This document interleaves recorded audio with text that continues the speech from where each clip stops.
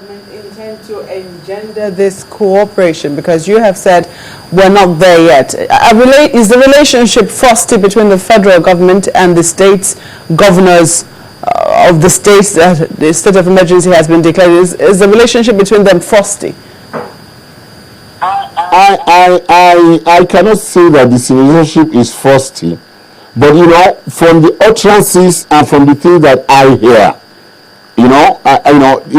they tend to be divisive. They tend to show me, or they tend to suggest that people are putting lines that this is their responsibility, this is ours. They ought to have done this, but they have not done this.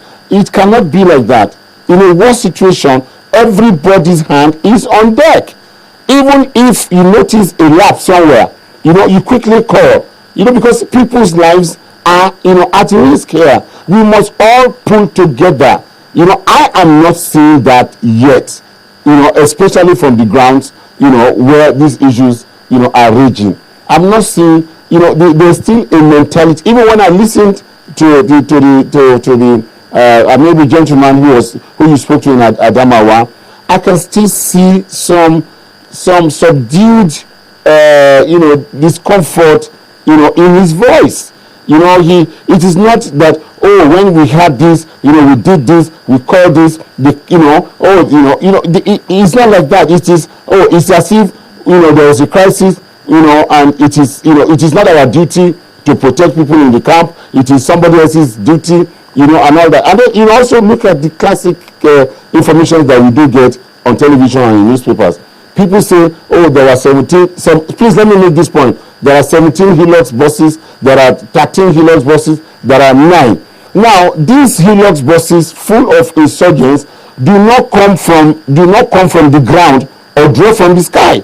These people they come out from some bush and they drive. And if 17 vehicles are driving, you will have expected that people who saw them will immediately alert people and say, look, we don't know where these guys are going, but we can see this type of movement in this type of places. So that the security agents, I've had Nigerians talk about intelligence. Intelligence, by definition, is the analysis of various informations collected from different sources.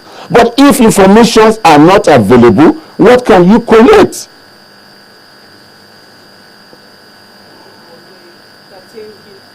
And 17 Hilux vans, which only suggests sometimes the brazenness of these attacks. Very recently, the governor of Borno State, on a visit to the president in Aso Villa, made some comments to which you gave a reply on behalf of the presidency. And there was a reply back to you as well on the comments which he made, which he said were honest comments. Do you think that with benefit of hindsight, you would have written your statement a little differently?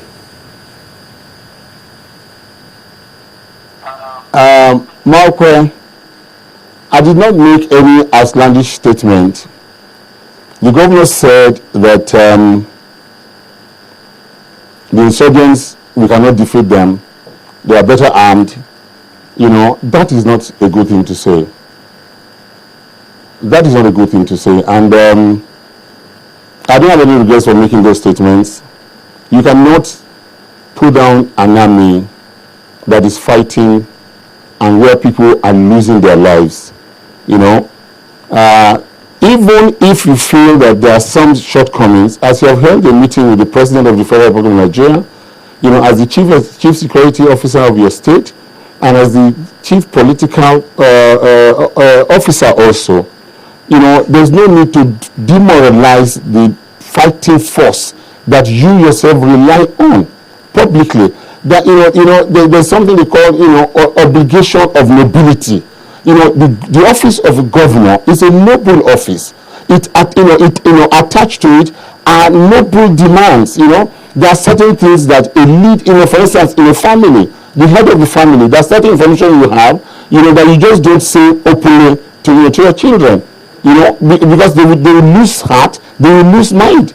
That is part of the thing that I'm talking about, that there's need for better internal cohesion.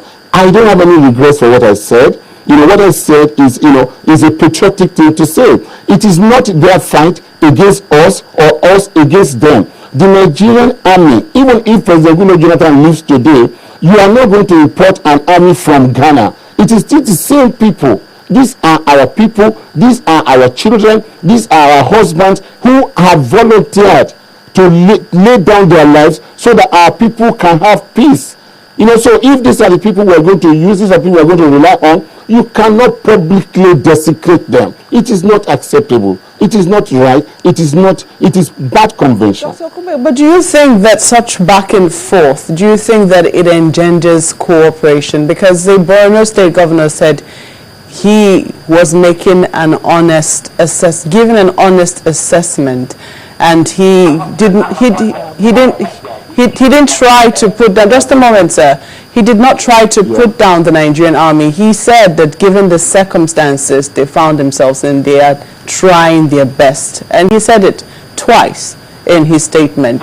But he also said that we cannot defeat the insurgency. He said given the circumstances as presently is. No. There is no circumstance that will make us unable to defeat these insurgents. We have a responsible government in place. We have a professional army in place. And they are well treated. They are well armed. And there's that pronouncement is unpatriotic. And unfortunately, I really do not want to stretch it too far. Because I think we have gotten over that. Because he also came back later and changed his statement. Which is very good. You cannot pull down the only instrument you have of your defense. It is not proper. It is not right. All right, Dr. Okupe, let me bring your attention to some of the matters in the public domain, which I think you can bring to the attention of the Commander-in-Chief with this respect. You talked about movement of Hilux vehicles and contacting certain authorities. Now, I do remember that at some point we were said to have spent about 40.12 million pounds. That's about 9.94 billion naira to build 2 observation satellites in 2011. And then we also spent more because that one fell, and then we erected another one. Are those satellites working? Why can't we use them to trace movements of insurgents? Chamberlain, I can assure you, and I'm not playing to the gallery. The satellites are working. I have been to the satellite site in Abuja. It has been, and I've been there twice.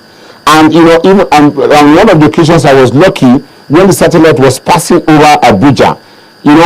The satellites are working and they are of service. I am not at liberty here to tell we have even things that are greater than what the satellite. The satellite has limitations. If anything is less than maybe I don't know exactly now, maybe 4 feet or 3 feet, you cannot pick it. So satellites have the various functions, and they also have their limitations. And the more highly defined they are, the more expensive they are. The satellite we have in Nigeria, can detect at least movements of vehicles, but maybe not of persons, because when a man is standing, the area that it covers on the surface of the earth is probably less than 2 feet. These satellites will pick anything about 4 feet and above. So the satellites are working, and it is not nice to just it's not everything that government is doing that government especially in security issues that government can say that this is what is going on. Otherwise, you even undermine the entire apparatus that you intend to use.